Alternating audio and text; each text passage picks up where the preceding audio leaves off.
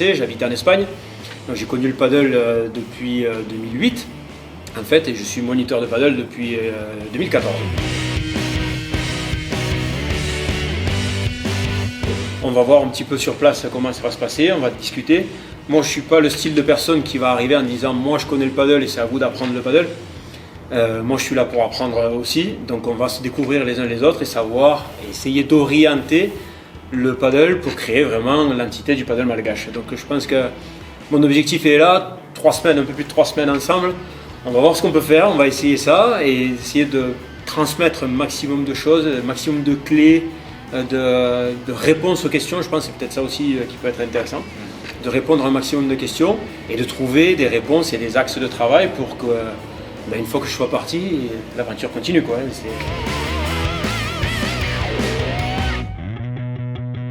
C'est vrai que j'ai créé des vidéos, j'ai un canal Instagram et YouTube, etc. Donc le but premier pour moi, c'était d'apporter des clés et des réponses aux gens qui me posent des questions. Donc on me pose des questions, si je peux répondre à la question par une vidéo, je le fais.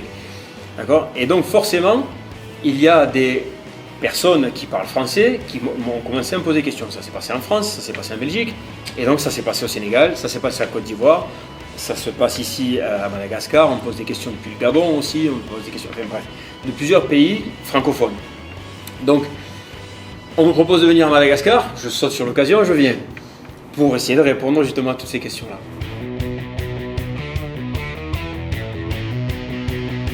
En Espagne notamment, les formations sont beaucoup plus longues. D'accord ? La plupart des formations sont sur 3 jours, avec, pour un niveau 1, on va dire ça, d'accord ? C'est sur 3 jours, avec des formations qui durent entre 6 et 8 heures par jour, d'accord ? Qui mélangent la théorie et la pratique. Donc là, on est sur quelque chose de beaucoup plus condensé, parce que ça a été leur demande, pour savoir un petit peu où est-ce qu'on allait, d'accord ?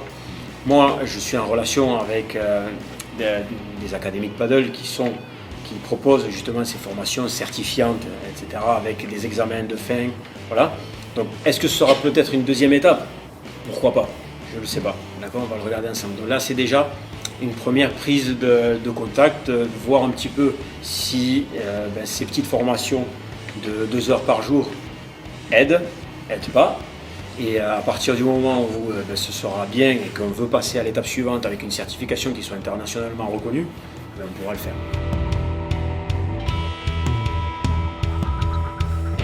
Parce que Julien, déjà, ça fait très longtemps qu'on a découvert YouTube et Instagram. On le suivait déjà depuis très longtemps. Et pour ma part, moi-même, je l'écoutais, je regardais ses vidéos pour mes propres coups à moi. Et donc ça m'a permis de progresser. Et je me suis dit, bon, si quelqu'un arrive à le faire via des réseaux sociaux, s'il est en face à face, mais qu'est-ce qui nous aiderait beaucoup ?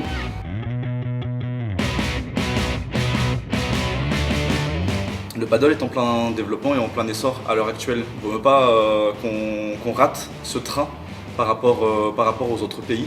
Donc on a la possibilité d'avoir des personnes comme Julien. Ça peut être toi aussi prochainement. Il y aura probablement d'autres personnes qui vont venir pour essayer de nous assimiler d'autres compétences. En tout cas, à l'heure actuelle, c'est Julien. C'est notre premier coach qui vient pour le MPPT Performance. Donc du coup, on aimerait bien vraiment que ça marche, que les joueurs, que les moniteurs, que les clubs sachent que voilà, on veut l'intérêt de tous, qui est le développement. Donc c'est pour ça que ça, c'est notre intérêt à nous premier en fait.